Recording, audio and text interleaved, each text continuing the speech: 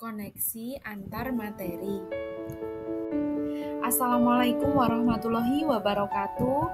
Perkenalkan, nama saya Estuwi Lujeng dari SDN Geneng 1, Kecamatan Margomulyo, Kabupaten Bojonegoro, calon guru penggerak angkatan 11. Tugas modul 1.2.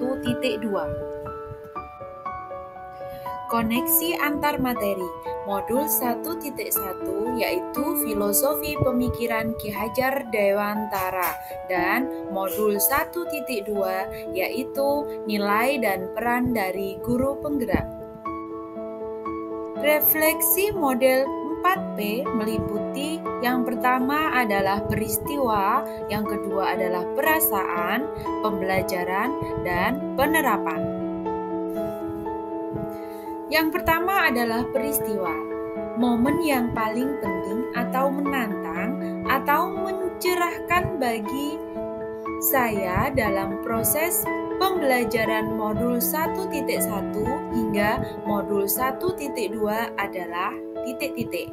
2. Kaitan antara modul 1.1 dan 1.2 yang saya pahami adalah: untuk yang pertama, momen yang paling penting atau menantang atau mencerahkan bagi saya dalam proses pembelajaran modul 1.1 adalah ketika saya memahami maksud dari filosofi Ki Hajar Dewantara bahwa murid terlahir dari kodratnya masing-masing, sehingga guru hanya bisa menuntun kodratnya tersebut.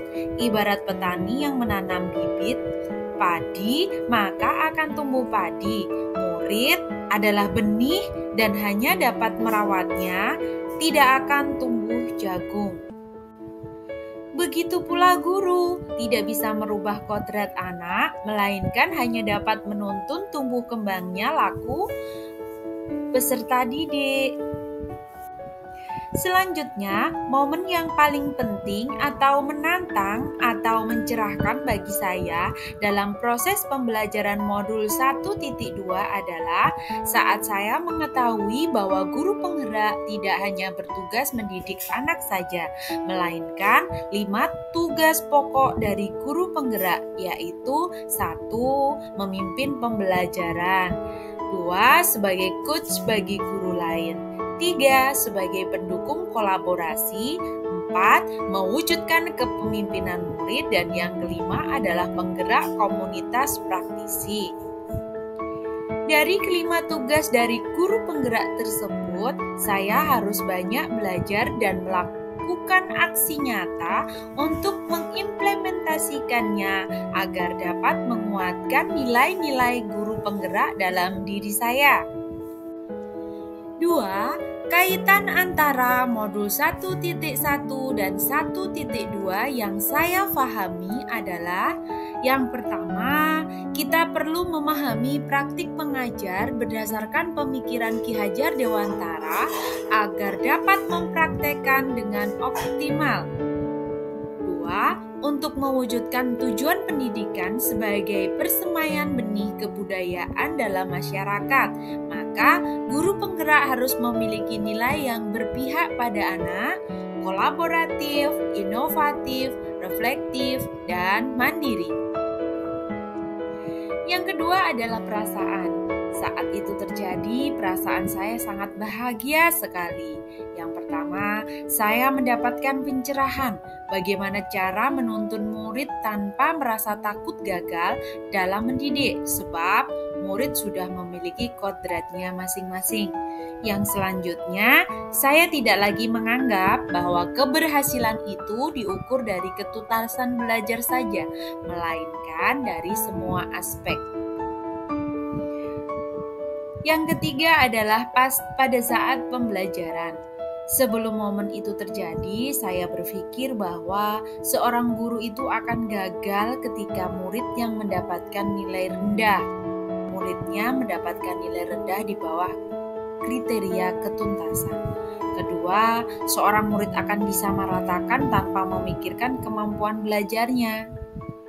Sekarang, saya berpikir bahwa murid terlahir dengan kodratnya masing-masing.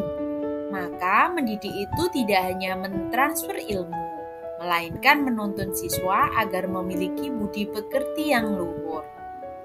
Kemudian memiliki hak belajar sesuai dengan karakter, minat, dan bakat yang dimilikinya, dengan tetap memperhatikan kodrat alam dan kodrat zaman. Penerapan dan rencana ke depan. Apa pengembangan diri yang sederhana, konkret, dan rutin yang dapat saya lakukan sendiri dari sekarang untuk membantu menguatkan nilai-nilai dan peran saya sebagai guru penggerak? Yang pertama adalah melakukan inovasi secara rutin, yaitu melaksanakan refleksi pembelajaran yang melibatkan murid sebagai subjek pembelajaran dan guru hanya sebagai fasilitator. Yang kedua, melakukan pengimbasan terhadap guru lain terkait inovasi pembelajaran ataupun pemanfaatan ilmu pengetahuan dan teknologi. Demikian paparan yang dapat saya sampaikan. Kurang lebihnya saya mohon maaf. Terima kasih. Saya akhiri. Wassalamualaikum warahmatullahi wabarakatuh. Salam dan bahagia. Bergerak, tergerak, dan menggerakkan.